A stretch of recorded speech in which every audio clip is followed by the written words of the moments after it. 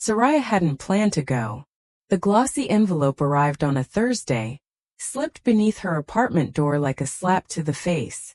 Her name, Miss Soraya Coleman, was scrawled in elegant gold calligraphy. Inside, an invitation to the engagement party of her cousin Tessa Langford, held at the Langford estate. Black tie, champagne served at 6. For most, it would have been a social event to look forward to. But for Soraya, it was an ambush disguised in gold trim. Tessa had always been the darling, the golden child of the family. Poised, privileged, picture-perfect. Soraya, by contrast, was the black sheep. A single mother at 26, working 2 jobs, no college degree, and most unforgivable in their eyes, ruined by a man who left before her daughter could walk. But something about the invitation stung her pride. Maybe it was the arrogance of it. Maybe it was the way her mother called that night, voice syrupy and smug, just to make sure Soraya had received it. "It would mean a lot to Tessa if you came," her mother said. "She wants everyone there. Even you. Even you." That was the phrase that flipped a switch. So Soraya said yes. The evening arrived like a bad omen. She wore her only formal dress, a sleek second-hand navy blue number, and made her own curls fall properly around her shoulders. Her heels were scuffed, but they made her feel tall. Her daughter Ava stayed with a friend. Tonight Soraya walked alone. The Langford estate hadn't changed. White marble pillars. Expensive silence. The kind of place where judgment lived in every corner. She stepped into the ballroom and felt it instantly. That choking mix of cologne, secrets, and wealth. The room glittered with socialites and family she hadn't seen in years, most of whom barely acknowledged her presence. "Tessa's cousin," someone whispered. "Didn't she get knocked up at 19? She looks tired." The comments slid across the air like knives, but Soraya kept her chin high. She refused to give them the satisfaction of shrinking. Then came the worst part: dinner. The long white table sparkled with glassware and condescension. Soraya took her assigned seat, at the very end, far from Tessa, surrounded by family members who hadn't spoken to her since Ava's birth. Conversation flowed like poisoned wine. "So," Aunt Delilah said, smiling like a shark, "still working at that little retail store, Soraya?" "She's in sales now," her uncle added, loud enough to draw glances. "Very entrepreneurial." A round of fake laughter followed. Soraya swallowed hard. "I manage accounts for a feng shui company. We work with corporate clients."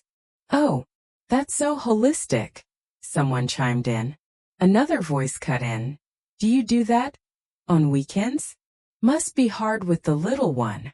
Soraya clenched her fists in her lap. Every word was dipped in mockery. Every sentence reminded her that she didn't belong. And then it got worse. Tessa stood to toast. Blonde hair curled to perfection, a diamond sparkling on her finger. She looked straight at Soraya as she said sweetly, "I just want to thank everyone who's always supported me. I know I've had the luxury of making choices without setbacks. Not everyone gets that chance. But I'm so grateful for my journey." The room gave polite applause. But the way she said setbacks was a blade. Everyone knew what she meant. Soraya stared at her half-finished wine glass. The burn in her chest had nothing to do with alcohol. And that's when he spoke. The ballroom shimmered under crystal chandeliers, laughter and champagne bubbling through the air like a carefully orchestrated symphony. Soraya walked slowly toward the buffet, holding her clutch like a shield, trying not to bump into anyone. Everywhere she turned, there were manicured smiles and clinking glasses. None of it meant for her. She could already feel the glances, the ones that slid over her like judgments dressed as curiosity. "Oh my God! Is that Soraya?" Someone whispered too loudly behind her. "She actually showed up? She has the nerve to come here after all these years?" Soraya kept walking. Her heels echoed too loudly on the marble floors, her heartbeat even louder in her ears. The dinner bell chimed, and guests began moving toward the long, elegant table in the center of the room. Name cards shimmered beside crystal glasses, and as she scanned for hers, her stomach dropped. There was no place card for her. Not even at the edge. "Excuse me," she asked a waiter softly, trying to keep her voice steady. "I think my name card is missing." He looked flustered, checked his list, and leaned in. "Mississippi Lane, I'm sorry, but I don't see your name on the seating chart. Perhaps you were meant to join the after-party guests. Translation: you don't belong here." Before she could respond, a sharp voice sliced through the tension. "Soraya, there you are." Tessa approached in a champagne-colored dress that sparkled with every movement. Her smile was too wide to be sincere. "I didn't expect you to actually come," she said, still smiling. "You look brave." Soraya forced a polite nod. "Thanks for the invitation." "Oh, of course," Tessa replied, her tone dipped in sugar. "It's important for family to show up, even when they've been distant." The crowd nearby perked up like vultures circling. "I mean, I wasn't sure you'd be able to get a babysitter for your little one. What's his name again?" "Nolan." "Noah," Soraya replied, her voice calm but tight. "Right, Noah. Such a cute name. I'm surprised you remembered to RSVP. You've been off the radar for so long. Busy with your little mystery life. Or mystery man, should I say." There it was. The line she'd been waiting for. The insult dressed in polite conversation. Soraya's mouth opened, then closed. She didn't need to explain herself, not here. Not to them. Tessa leaned in, lowering her voice just enough for the words to sting. "Honestly, I always wondered if he was even real. Or if you just made it all up for attention." A few nearby guests chuckled uncomfortably. Someone coughed. No one stepped in. Soraya straightened her back. "What I made up, Tessa, is my mind to be here, even though I knew exactly what to expect." Tessa blinked. Her smile faltered. "I'm glad you came," she said, recovering. "Really? Dylan's about to make a speech. You should listen. He's very traditional. Believes in family values, responsibility, commitment." The unspoken jab hung in the air. The music faded and the crowd turned as Dylan, Tessa's fiancé, stepped onto the small stage at the front of the room. He was tall, confident, and disturbingly handsome in a way that made people fall silent the moment he opened his mouth. "Good evening, everyone," he began, his voice smooth and commanding. "Thank you for being here to celebrate this next chapter with us. I'm grateful to be surrounded by such love, such legacy, and most of all, such honesty."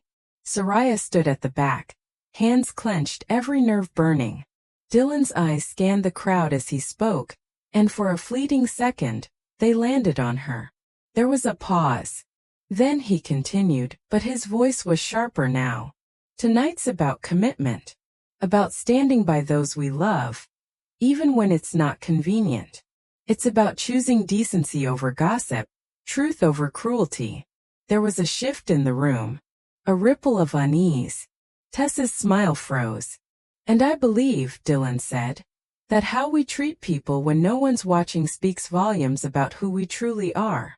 He looked directly at Tessa, then at Soraya, and the room cracked open. The silence after Dylan's words felt heavier than the crystal chandeliers hanging above them. You could hear a pin drop or a heart crack. Soraya stood frozen, her breath shallow. Tessa, still poised in her designer heels, tried to laugh it off. "Such powerful words, sweetheart," she said, stepping up beside Dylan and grabbing his arm. Her smile was cracking. Always the philosopher. Dylan didn't return the smile. He gently removed her hand from his sleeve and turned back to the crowd. "Before we continue, there's something I need to say. And I wasn't planning on saying it tonight. But seeing someone here reminded me of what's truly important." He turned back toward the crowd and looked directly at Soraya. A murmur rippled through the guests. Dylan continued, "Some of you may not know this, but I met someone long before I ever met Tessa. Someone who Reminded me of what love looks like when it's real. Not packaged for social media or approved by a family name, but raw. Unfiltered. True. Tessa's jaw tensed. What are you doing, Dylan? Soraya's chest constricted. She didn't move. Didn't speak. Dylan ignored Tessa.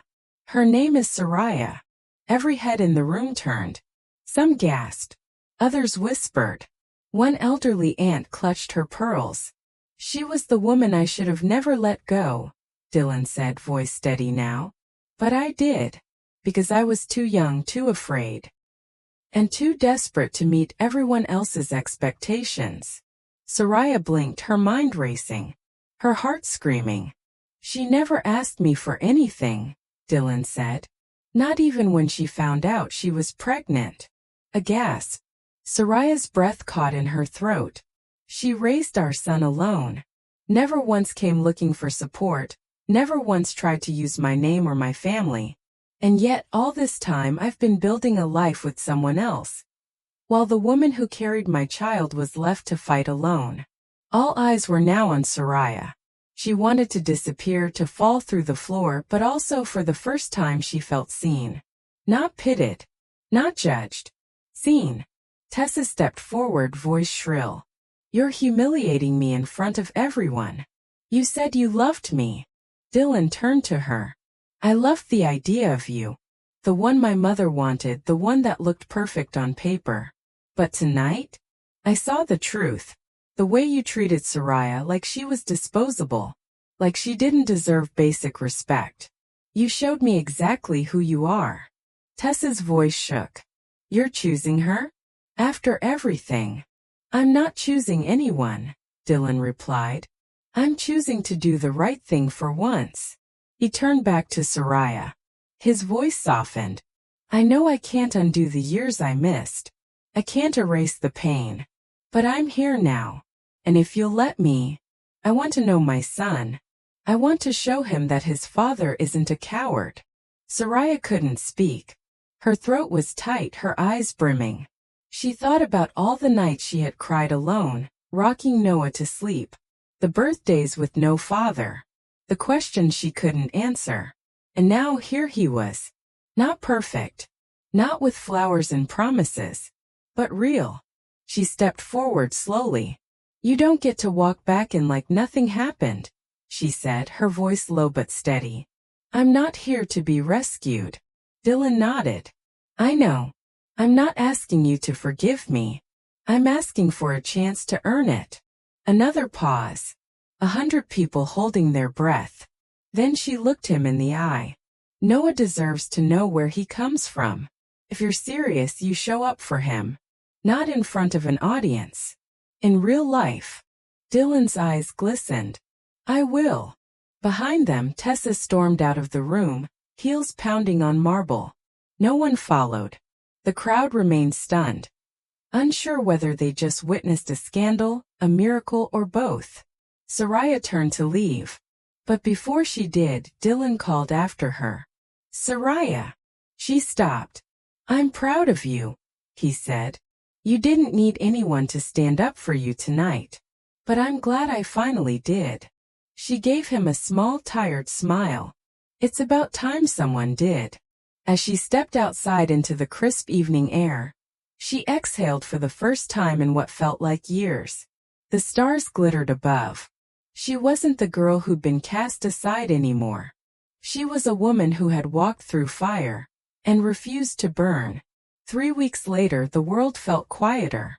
Soraya sat on the park bench, watching her son Noah chase after bubbles with the kind of laughter that made everything else fade away. Spring had arrived, and the air carried the scent of fresh blossoms and second chances. Dylan arrived a few minutes later, holding a small kite. He approached slowly, uncertain, as though still afraid to break the fragile trust forming between them.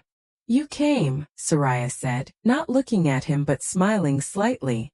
I said I would, Dylan replied. I've been coming every week. She nodded. And Noah's been asking about you every day since.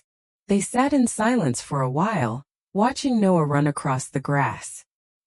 He turned, spotted his father, and waved excitedly. Dylan waved back, his eyes softening. "He's incredible," Dylan said quietly. "You did everything right." Soraya let out a breath she hadn't realized she was holding. "I did what I had to." Dylan turned to her. "I know I can't make up for the years I missed. But I'm here now. And I'm not leaving again." This time she looked him in the eyes. "I'm not asking you to fix anything. Just be honest. Show up. That's what matters." He nodded. "I will. For him. And for you if you'll let me." She didn't answer right away. Instead she stood up and called out, "Noah, want to fly a kite with your dad?" Noah's eyes lit up. He ran toward them, arms wide, crashing into Dylan's legs with a hug that said more than words ever could. As Dylan helped him unravel the string and lift the kite into the sky, Soraya watched them, her heart both aching and healing. Maybe life didn't go as planned. Maybe the pain had carved deeper than she expected. But somewhere along the way, she had become unbreakable. And now, under a sky painted with hope and wind and laughter, she finally believed in something she hadn't dared to before. A future that was hers to write. The next morning, Soraya tried to keep her world steady. She brewed coffee, fed Lily, and folded laundry, pretending things hadn't shifted dramatically the night before. But the echo of Dylan's voice, the way he looked at her, not with pity but with understanding, played on repeat in her mind. A knock at the door pulled her back to reality. Opening it, she found Dylan standing there, his tie slightly loose, eyes weary but calm. "I wanted to talk," he said. "Privately." Soraya hesitated for a breath before stepping aside. "Come in." They sat at her small kitchen table, where sunlight poured through the window like nothing was wrong. But something was very wrong, and neither of them could pretend otherwise. "I shouldn't have said all that at the party," he began. "But I don't regret it." Soraya watched him, unsure of what he meant. "I've been lying to myself for months," he continued, "convincing myself that being with Tessa was about commitment, about building a future. But last night I saw it clearly. Her cruelty wasn't just a flaw. It was a habit. And your family enabled it." Soraya let out a shaky breath. "They always have." Dylan's eyes softened. "You didn't deserve that. Any of it. What they said about you last night, it made me sick." "I'm used to it," she said, voice low. "You shouldn't have to be." They sat in silence for a moment, the air between them thick with unspoken truths. "I don't know what you want from me," she said finally. "I'm not looking for anything, Dylan. I have enough chaos in my life." "I'm not here because I want something," he said. "I'm here because for the first time in a long while, I feel like I can breathe." Before she could respond, the front door swung open. "Tessa." She stood in the doorway, eyes flicking between them, fury rising like a tide. "Wow," she said coldly. "Didn't waste any time, did you?" Soraya stood slowly. "Tessa, this isn't what it looks like." "No," Tessa snapped. "Because it looks like my cousin and my fiancé are cozying up over coffee the morning after humiliating me in front of my entire family." Dylan rose, face calm. "No one humiliated you, Tessa. You did that to yourself." Her lips curled into a bitter smile. "So you're really choosing her? The charity case." "I'm choosing honesty," he said. "Something we never had." Soraya stepped forward, her voice steady. "This isn't about me stealing anything. It's about you facing the consequences of your own behavior." Tessa looked at her like she didn't recognize her anymore. Maybe she didn't. "I'll make sure everyone knows exactly what you did," Tessa spat before slamming the door on her way out. Dylan turned to Soraya. "You okay?" She nodded. "For the first time in a long time, yeah. I think I am." The next few days passed in a blur of phone calls, texts, and whispered rumors. Soraya barely slept, focusing on work and making sure Lily didn't sense the storm that was brewing. But everything felt different now. Her cousin's anger was palpable, and Dylan's confession the morning after the party still hung in the air like a fragile thread, ready to snap. It wasn't long before the storm finally broke. Soraya's phone buzzed with a message from Tessa. The words were sharp, each one carrying the weight of a betrayal too deep to ignore. "I've told everyone what you did. Don't even think about trying to come near me or Dylan again. You'll regret it." Her heart skipped a beat. Soraya stared at the message, her hand trembling slightly. The last thing she wanted was to cause more drama. But she wasn't about to let Tessa's threats control her anymore. Not after everything she had put up with for years. She grabbed her jacket and headed out the door. She wasn't going to back down. This was her moment to take control, to stop being the silent victim in Tessa's game. Soraya stood outside Dylan's apartment, taking a deep breath. She didn't know what she was going to say, but she had to say something. He had tried to defend her the night before, but now everything felt like it was unraveling, and she wasn't sure where she stood anymore. Before she could knock, the door opened. Dylan looked surprised to see her, but there was something else in his eyes, something deeper. "I'm here to make this right," Soraya said, her voice steady despite the chaos inside her. Dylan stepped aside, letting her in. She knew without a doubt that the storm wasn't over. But for the first time, Soraya felt ready to face whatever came next. Inside Dylan's apartment, the tension was palpable. Soraya could feel her heart pounding, but she pushed the fear aside. She had to be strong for herself, for Lily, and for the woman she used to be before everything was tangled in Tessa's web. Dylan motioned for her to sit, and for a moment, they both just stared at each other, lost in the silence. Soraya was the first to speak. "Dylan, I don't know where this is going, but I can't keep hiding. Tessa is. She's my cousin, but she's never cared about me. And now she's using you to hurt me." Her voice cracked, but she steadied herself. "I didn't want any of this. But I'm done being quiet." Dylan looked at her, a mix of guilt and understanding in his eyes. "I never wanted to hurt you. I shouldn't have let it go this far." Soraya felt her chest tighten. She wasn't sure if she could trust him, but she also knew that if she didn't stand up now, she would never have peace. "I need you to make a choice, Dylan," she said, her voice firm. "Tessa's game ends now. It's your turn to decide where you stand." Dylan's expression softened. The weight of Soraya's words seemed to settle into his bones. For a long moment he didn't say anything, and Soraya felt like she was holding her breath, waiting for him to make the decision that could change everything. Finally he spoke. "I never wanted to be part of your feud with Tessa," he said, his voice low. "But I realize now that I've been caught between two worlds. You and Tessa. It's like I've been trying to make peace between the impossible." Soraya nodded. She understood the position he was in. But this wasn't just about peace anymore. It was about taking a stand. "Then choose. Right now," she said. "Because if you don't, it's only going to get worse." Dylan looked away for a moment, wrestling with something inside him. Then he turned back to her, his eyes clear. "I choose you, Soraya. I'll stand by you. Whatever it takes."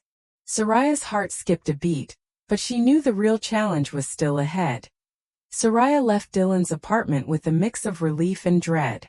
Dylan's choice had felt like a victory, but she knew this was just the beginning. Tessa wasn't the type to back down, and Soraya would need to be ready for whatever storm was coming next. The days that followed were filled with heated exchanges, public confrontations, and an unraveling of family ties that had been buried for too long. Tessa was relentless, but Soraya had the strength of knowing she wasn't alone anymore. She stood tall, refusing to back away from the mess her cousin had created. Even when Tessa spread more lies and tried to sabotage her work, Soraya held her ground. At the end of it all, there was no grand resolution, no happy ending that wrapped everything up in a neat bow.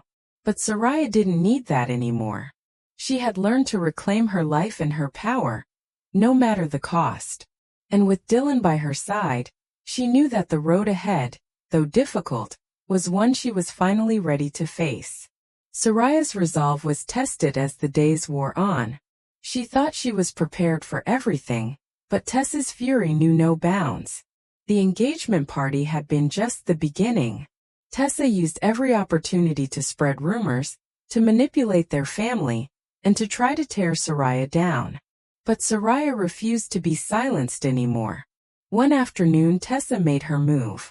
It was at a family gathering where everyone was expected to smile, to pretend that nothing had happened. But it was clear to Soraya that Tessa was preparing for a final attack. She took a deep breath and prepared herself for the storm that was coming. "Tessa," Soraya said, her voice calm but filled with unyielding determination. "You've been trying to break me for too long. But I'm done playing your games." The room fell silent. Tessa's eyes flashed with anger, but there was a flicker of fear behind her gaze as well. She was used to controlling everything, and Soraya was the one thing she couldn't control anymore. "You're nothing," Tessa spat. "You'll never be anything more than the pathetic woman who couldn't even keep her family together." Soraya met her gaze, unwavering. "No, Tessa. I'm the woman who's standing here, fighting for the life I deserve. And you're the one who's about to lose everything." The confrontation didn't end with a single insult, but with the truth spilling out like a broken dam. Soraya didn't just defend herself. She exposed everything. Every lie Tessa had told. Every manipulation she had used. The family was shocked, but Soraya didn't care anymore. She had nothing to hide. "I've lived in your shadow for too long, Tessa," Soraya said, her voice steady. "But I'm done with it. You can't control me anymore. And I'm not afraid of you." Tessa's eyes burned with rage, but there was a vulnerability in her face that Soraya had never seen before. For the first time, Tessa wasn't the one holding all the power. It was Soraya. As the family stood in stunned silence, Tessa's mask cracked. She looked around, realizing that her manipulation had unraveled, and there was no one left to protect her lies. After the confrontation, things didn't magically get better. It wasn't a simple victory, but it was a victory nonetheless. Soraya felt a deep sense of closure as she walked away from the wreckage Tessa had left behind. She had lost so much along the way, but she had gained something far more important: herself. Dylan stood by her side, but Soraya knew that this journey wasn't about him or anyone else. It had always been about her. She had spent so long trying to live up to others' expectations, but now she was free. She was finally able to reclaim her own life, her own peace. Tessa's influence over the family began to wane, and over time, the truth of Soraya's strength became undeniable. She started to rebuild her relationships, but this time it was on her terms. She no longer needed approval from anyone. She had learned that the only person she truly needed to fight for was herself. The final chapter of her struggle wasn't about revenge. It was about the quiet strength that came from standing firm in the face of everything that tried to tear her down. It was about finding peace in the aftermath of chaos, and knowing that she had survived it all. And with that, Soraya walked into a new chapter of her life, unafraid and stronger than ever before. Epilogue. A new beginning. Years later, Soraya would look back on those difficult days with a sense of calm. She had built a life that was truly her own. She had a career she was proud of, a loving relationship with Dylan, and a connection with her daughter Lily that was stronger than ever. Tessa, on the other hand, faded into the background. The family slowly distanced themselves from her toxic influence, and she was left to live with the consequences of her actions. But Soraya didn't need to be there for that part. She had already moved on. As Soraya stood at the edge of her new life, she realized that the most important thing she had learned was that she was enough, just as she was. And nothing, not even the cruelty of her family, could take that away from her.